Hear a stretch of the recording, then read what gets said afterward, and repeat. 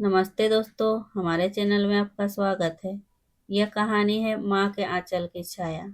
गांव के उस छोटे से मोहल्ले में एक पुराना मिट्टी का घर था। दीवारों पर जगह जगह दरारें थी। छप्पर से बारिश का पानी टपकता था, मगर उस घर की एक चीज अब भी नहीं थी। उम्मीद। वही उम्मीद थी जो राधा की आंखों में चमकती थी। उम्र बस 26 साल, मगर चेहरे पर समय की मार ऐसे पड़ी थी जैसे सालों की धूप ने उसे झुलसा दिया हो। राधा के 3 छोटे बच्चे, मोहन 7 साल, गुड़िया 5 साल और छोटा बिट्टू 2 साल, वहीं उसकी जिंदगी का एकमात्र सहारा थे। 3 साल पहले उसके पति विनोद शहर कमाने गए थे और फिर कभी लौटकर नहीं आए। न कोई चिट्ठी, न कोई खबर। किसी ने कहा किसी हादसे में मारे गए होंगे, तो किसी ने कहा शायद दूसरी शादी कर ली।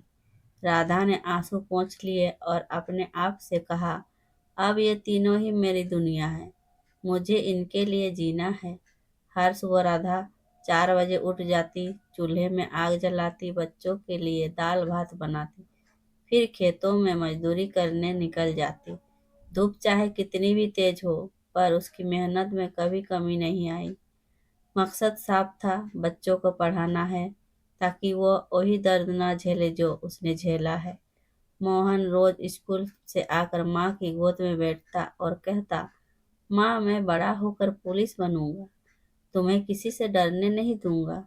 गुड़िया हंसते हुए कहती, तो मैं डॉक्टर बनूंगी, माँ के लिए दवा लाऊंगी। और बिट्टू अपनी छोटी छोटी अंगुलियां मुंह में डालकर बस माँ माँ कहता। इन तीनों की मासूम बातें राधा के दिल को फिर से जीने की वजह देती। गांव में लोग तरह तरह की बातें करते। कोई कहता अकेली औरत खेत में काम करती है, पता नहीं किसके साथ। कोई पीछे से हंसता, पति भाग गया, अब ये खुद मर्द बन गई है। राधा सुनती भी नहीं थी। वह बस अपने बच्चों की हंसी में सुकून ढूंढती। एक दिन जब उसने अपनी मजदूरी की पगार ली, कुल 120 रुपये, तो बाजार गई और तीनों के लिए एक एक स्लेट खरीदी। वो बोली, अब तुम्हारे हाथों में कलम होगी, खेत की मिट्टी नहीं। बरसात का मौसम आया, खेतों में कीचड़, आसमान में बादल और राधा के घर में भूख। 3 दिन तक लगातार बारिश होती रही। राधा खेत नहीं जा सकी, इसलिए कोई मजदूरी नहीं मिली। घर में बस थोड़ा चावल बचा था। उसने अपने बच्चों को खिचड़ी बना दी और खुद खाली पेट लेट गई। रात के अंधेरे में मोहन उठा, माँ के पास बैठा और बोला, माँ, तुमने खाया नहीं? राधा मुस्कुराई, माँ तो पेट्टू होती है बेटा, मैं पहले ही खा चुकी हूँ। मोहन बोला, झूठ बोल रही हो माँ, तुम्हारे हाथ ठंडे हैं। उसने माँ को हथेली में अपनी छोटी हथेली रख दी और बोला, तुम भी खाओ माँ, फिर मुझे कहानी सुनाना। राधा की आंखों में आंसू निकल पड़े, लेकिन उसने मुस्कुराकर कहा, ठीक है बेटा, आज की कहानी सुनो। एक माँ थी जिसके 3 वीर बेटे थे। अगले दिन गांव में सरकारी योजना के तहत महिलाओं के लिए सिलाई केंद्र खुला। राधा ने तुरंत नाम लिखवाया। लोग हंसे और तुझे क्या सीना बुनना आता है? राधा बोली, नहीं आता, पर सीख लूंगी। अगर दिल सच्चा हो तो काम कभी छोटा नहीं होता। 2 महीने में उसने इतना अच्छा काम सीखा कि गांव के लोग उसी से कपड़े सिलवाने लगे। धीरे धीरे उसने एक पुरानी सिलाई मशीन खरीदी। अब उसकी जिंदगी में रोशनी लौटने लगी थी। मोहन रोज स्कूल जाता, पर उसके जूते फट गए थे। राधा ने अपनी पुरानी साड़ी का टुकड़ा काट कर जूते के नीचे सिल दिया। गुड़िया का बैग पुराना था, मगर उसमें रखी किताबें नई थी, माँ की मेहनत से खरीदी हुई। बिट्टू अब थोड़ा बड़ा हो गया था। वो माँ की मशीन के पास बैठकर रुई से खेलता। एक दिन स्कूल में मदर डे मनाया जा रहा था। टीचर ने पूछा, तुम्हारी माँ क्या करती है? किसी ने कहा, मेरी माँ नर्स है। किसी ने कहा, मेरी माँ टीचर है। मोहन बोला, मेरी माँ सब कुछ करती है, खेतों में काम भी, घर भी चलाती है, हमें पढ़ाती भी है। क्लास में सन्नाटा छा गया। टीचर की आंखों में आंसू थे। एक रात बिजली के शॉर्ट सर्किट से उसके घर में आग लग गई। राधा ने बच्चों को उठाया, बाहर भागी, मगर मशीन और किताबें सब जल गई। वो सड़क पर बैठी राख के बीच अपने सपनों को देखती रही। बच्चे कांप रहे थे और राधा बस उसे सीने में लगाए बैठी रही। सुबह गांव वालों ने कुछ मदद की, किसी ने कपड़े दी, किसी ने खाना। राधा ने फिर कहा, भगवान ने घर जलाया है, हौसला नहीं।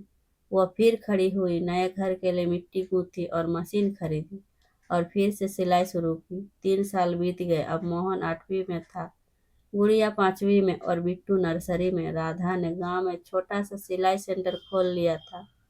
माँ के हाथों का हुनर, वहीं वो गांव की औरतों को मुफ्त में सिलाई सिखाती थी। अब वही लोग जो पहले उसका मजाक उड़ाते थे कहते, राधा तू तो पूरे गांव की मिसाल बन गई। एक दिन ब्लॉक ऑफिस से अफसर आया।